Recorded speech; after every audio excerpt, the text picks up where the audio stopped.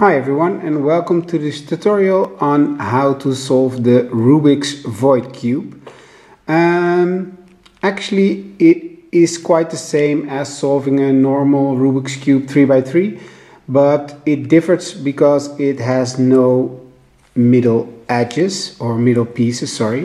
There's no middle pieces, and that's why there can also be a parity. So you got like two corners switched, or two corners flipped, or two corners of two edge pieces opposite of each other that you have to solve. And what's also different in this Rubik's Void is that the colors are different. So the color scheme is different. So yellow is opposite to red, orange is opposite to purple or pink, and well, that's the same. Green is opposite to blue. And what you can do is you don't have the orientation of the middle pieces when you start solving, for example, a cross. When you start with yellow, you start solving a yellow cross. You can use the corner pieces for your orientation, and actually building up this cube the same as you build up a 3x3 cube. So start solving this layer, then the second layer, and when you come to the next layer, that's when you can you can have a parity that you have to solve, and that's different from solving a normal 3x3 cube. So I'm gonna show you how to solve the parity in this video. When you're solving your Rubik's Void cube, you will see it does not rotate as easy as your normal 3x3 cube. That's because of the holes in the cube, and that's also why it doesn't hold that, well, that friendly or that nice. But this is one of the parities that can occur, that you have two edge pieces that need to be flipped, and there's one oriented incorrect.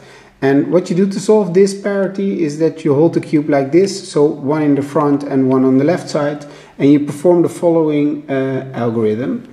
That's U, well, as you can see, it doesn't rotate that easy, and U, M,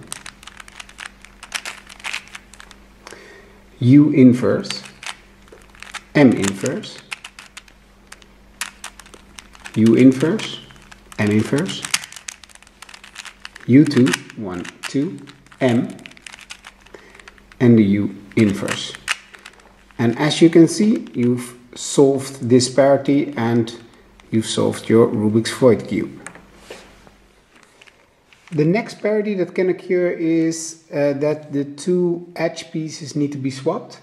And actually, to solve this parity, you have to do two steps. And the first step is create actually the other parity that can occur, that the two pieces are opposite of each other.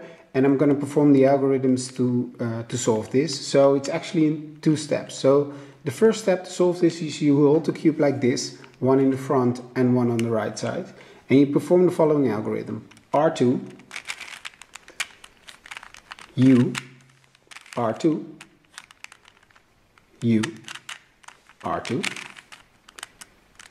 U2, 1, 2, R2, U2, 1, 2, and again R2,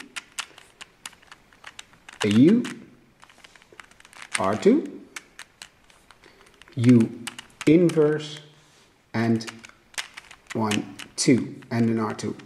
And if you flip the cube like this, Z inverse, total cube rotation, you can see you now have the parity that the two of the edge pieces are opposite of each other and need to be swapped.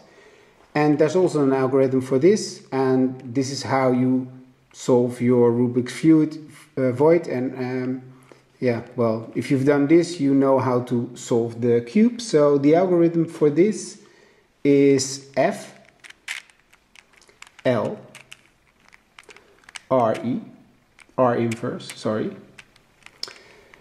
B, U2, 1, 2, down inverse, which is like this. F, so the front, both 1, U, L inverse, U inverse, L, sorry, it rotates really hard, L, R inverse, D inverse, F inverse. And as you can see with an R inverse, you have solved your Rubik's Cube. I hope you've enjoyed this tutorial, and see you again next time on a new tutorial. And don't forget to subscribe on my channel. Thank you very much.